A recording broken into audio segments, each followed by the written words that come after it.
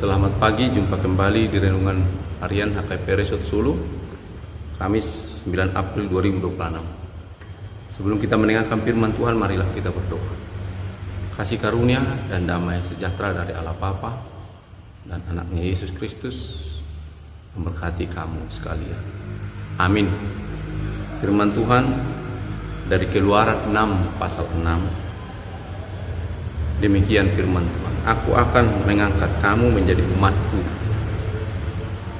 dan aku akan menjadi Allahmu, supaya kamu mengetahui bahwa akulah Tuhan Allahmu yang membebaskan kamu dari kerja paksa orang Mesir. Sekali lagi, aku akan mengangkat kamu menjadi anakku, dan aku akan menjadi Allahmu, supaya kamu mengetahui bahwa akulah Tuhan Allahmu yang membebaskan kamu dari kerja paksa orang Mesir. Demikian firman Tuhan, Allah yang menyelamatkan, Allah yang mengangkat kita menjadi anak-anak, Allah yang berkarya dalam cinta kasih-Nya untuk menjadikan kita umat kesayangannya, dengan satu tujuan agar kita mengetahui segala perbuatan-perbuatan Allah, segala keagungannya, segala kemuliaannya, dan segala tindakan-tindakan ilahi yang dinyatakannya khususnya bagi orang Israel tatkala mereka berada di Mesir, dipimpin keluar dari Mesir,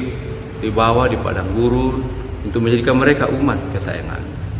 Saudara-saudara yang dikasihi Tuhan Kristus, melalui firman yang baru kita baca ini, Allah menyatakan dirinya sebagai Allah yang maha kuasa, sebagai Allah yang rindu untuk menyelamatkan, sebagai Allah yang senantiasa ingat akan perjanjian. Saudara-saudara yang dikasihi Tuhan Kristus, keselamatan itu murni inisiatif dan kedaulatan Allah sendiri. Penyelamatan bukan dimulai dari usaha orang Mesir. Penyelamatan bukan dimulai dari usaha kita untuk membebaskan diri kita, melainkan sungguh-sungguh dari deklarasi Allah sendiri, dari apa yang diungkapkan oleh Allah melalui Musa. Nama Allah atau Yahweh menekankan bahwa Dia adalah Allah yang setia pada perjanjiannya, pada apa yang pernah dijanjikannya dengan Abraham, Ishak, dan Yakub. Oleh karena itu, penyelamatan itu adalah bukti bahwa Dia sungguh-sungguh pribadi yang setia. Dia sungguh-sungguh pribadi yang terus ingat akan janji-janjinya kepada para leluhur Israel dalam suka dan duka mereka.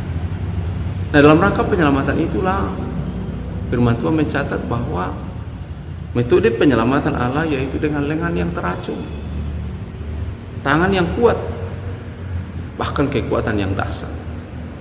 Kalau kita kembali sejenak ke belakang tentang bagaimana Allah berperkara di Mesir, 10 tulah menjadi jalan, tangan yang teracung, kuasa yang ilahi, dalam tanda petik memaksa Firaun untuk mengiyakan maksud dan rencana Allah akan umatnya, karena Israel ingin diangkat oleh Tuhan menjadi umatnya yang beribadah padanya dan yang akan mengetahui setiap perbuatan-perbuatan Allah.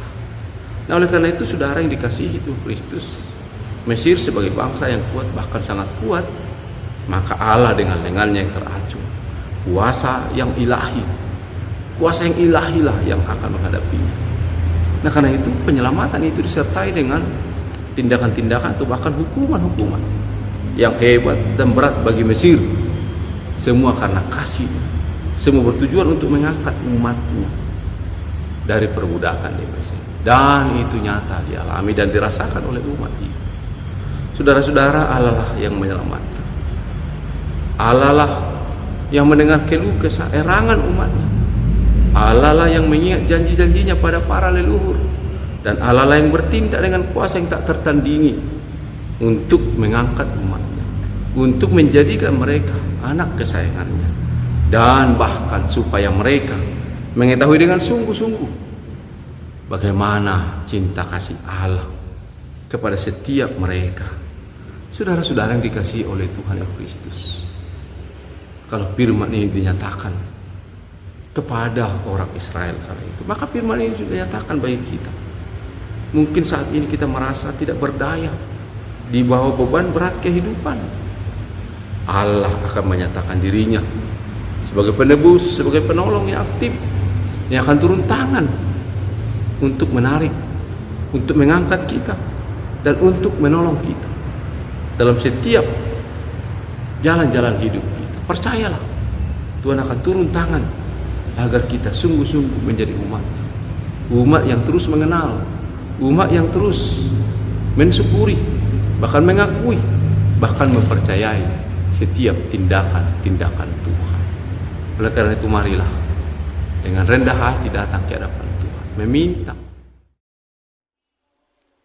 kasih karunia Tuhan kita Yesus Kristus, kasih Allah Bapa, dan persekutuan Roh Kudus kiranya memberkati kamu sekalian hari ini, besok, lusa, sampai selama-lamanya. Amin.